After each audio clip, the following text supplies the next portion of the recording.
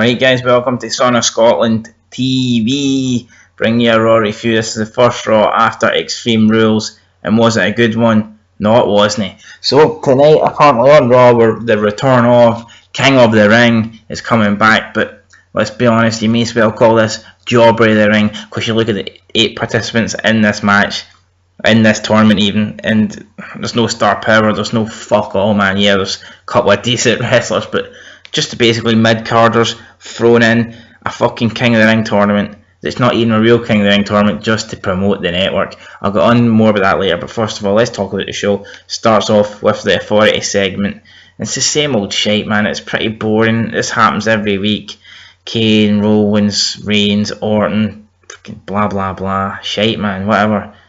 You know what I mean? Just every show doesn't have to start with a half an hour Authority segment. Just doesn't have to do that. Up next with Siglet and Barrett. Well, fucking decent match, I suppose, but so predictable. Sheamus interferes. Ty costing Siglet the match. Barrett advances. Up next with the New Day versus Tyson Kidd, or at least one member of the New Day. Not even sure who it was. Short match. This sucked. The New Day suck. Pointless. Then with Ryback versus Bo Dallas. I didn't see the point in this. Didn't think it was going anywhere. But then Wyatt comes out and attacks Ryback. I thought perhaps for a moment they were going to, let us know that Bo Dallas and Bray Wyatt are brothers. But nah, they didn't do that. And I'm not too disappointed because I like Bray Wyatt as a mysterious character. So I don't see the point of revealing that Bo Dallas is his brother. But yeah, glad to see Wyatt actually finally back on Raw and doing something other than, all these promos that are just really... he's getting nowhere with them. And then with Cena, fucking Cena comes out. He's been lame, patriotic, kissing America's ass, trying to get cheap heat, man. He mentions the Packers, predictable shit. Slater comes out, and there's me thinking that they're actually going to give Slater a decent match against Cena, but nah. Then Rusev attacks him from behind and fucking talks a bunch of shit on the mic. He sucks on the mic, and then after that he starts shaking his arms a bit like a retard for 20 minutes, pure straight, going like, what the fuck, man? Get this guy out of here. Like, I know this is another person that's seen us end at the undefeated streak of, but this guy's a fucking zero talent, man. The guy just sucks. Maybe even if Cena beats him at Payback, I don't really give a shit. Then with Truth versus Stardust. Truth used to be so good. WWE ruined him. He jobs every match, yet somehow he beats a guy with talent. I don't understand this. I was shocked that R-Truth won. But whatever, he's just going to lose in the next round against Wade Barrett. It doesn't really matter. And then they have a wee mad thing saying that we can decide the title, match for Payback. And how much does that just devalue the championship that we're allowed to pick, who's going to compete for the title? What the fuck, man? Championship matches are supposed to be earned, yet they're letting us decide on an app. You know what I mean? It just takes the prestige of the belt away.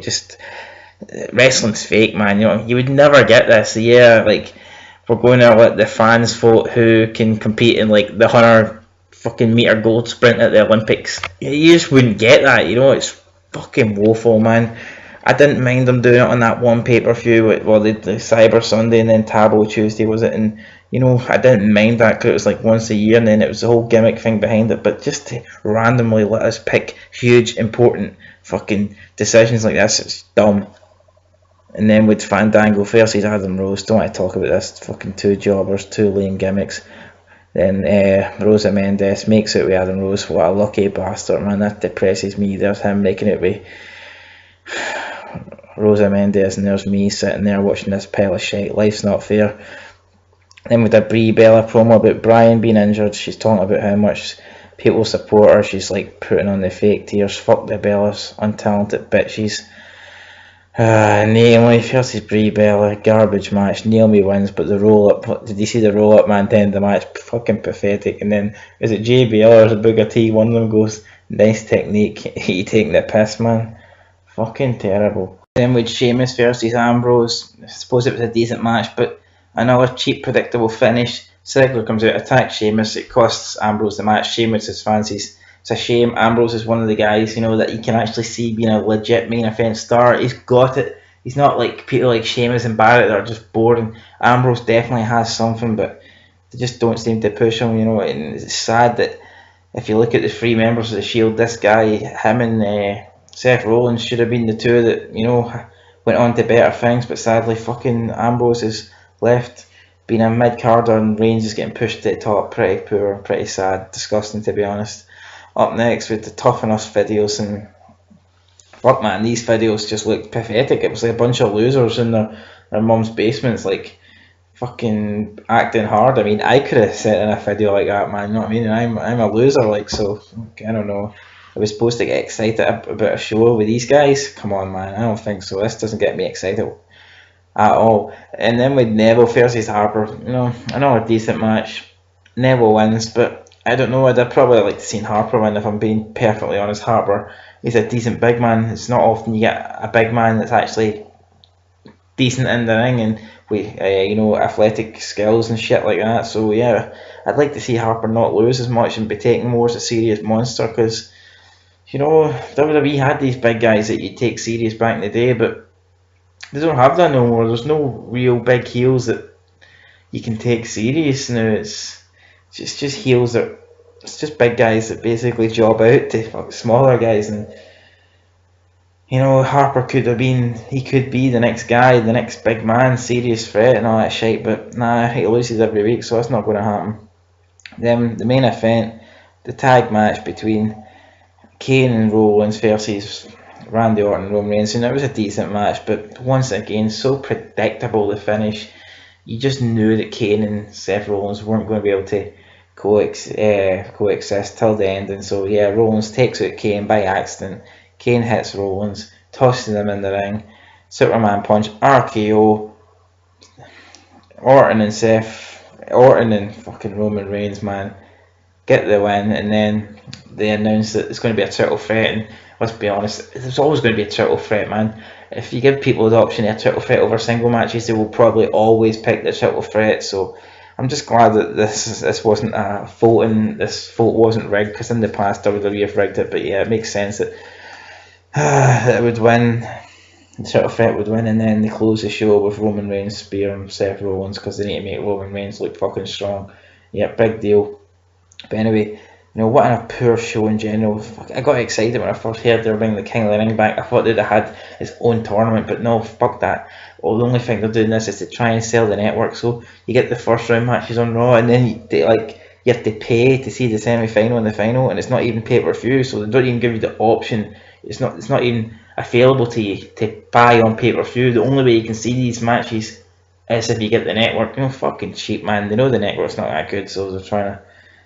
Sooner or later, they're just going to fucking put Raw on the network, and you're not, the only way you're going to be able to watch WWE at all is by the network. And truth be told, WWE's not that worth watching at the moment. No, I'm certainly not going to fucking go out my way to find ways to watch WWE. So I may be cancelling my network soon enough anyway.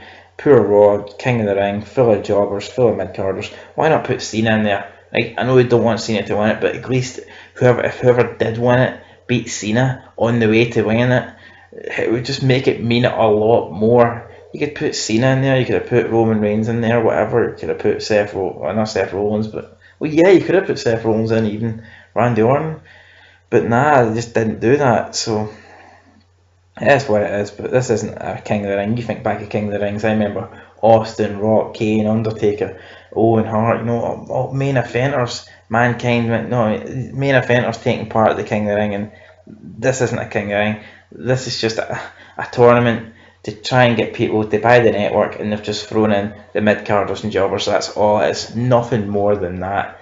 So anyway, poor show. To follow a poor Extreme Rules, I'm going to give this one a 4.5 out of 10, because everything was pretty boring and predictable, but there was a couple of decent matches on it, so I have to give it a 4.5 out of 10. If the matches weren't decent, then this could have easily got a 3. But yeah, the 3 of the 4 King of the Ring matches were actually pretty decent, and the main event was decent as well. It's just that they were all boring and predictable, but decent at the same time, so whatever. That's my Raw review for this week. If you didn't like it, then I don't know, fuck off. Tired, man. You try reviewing Raw at 4:30 in the morning after watching that shite, man. It's difficult to do, man. I'm struggling here on my way to bed. Till next time, guys. I'll see you later. Check out the channel, subscribe, and fucking that's about it, man. Right, guys. Peace out.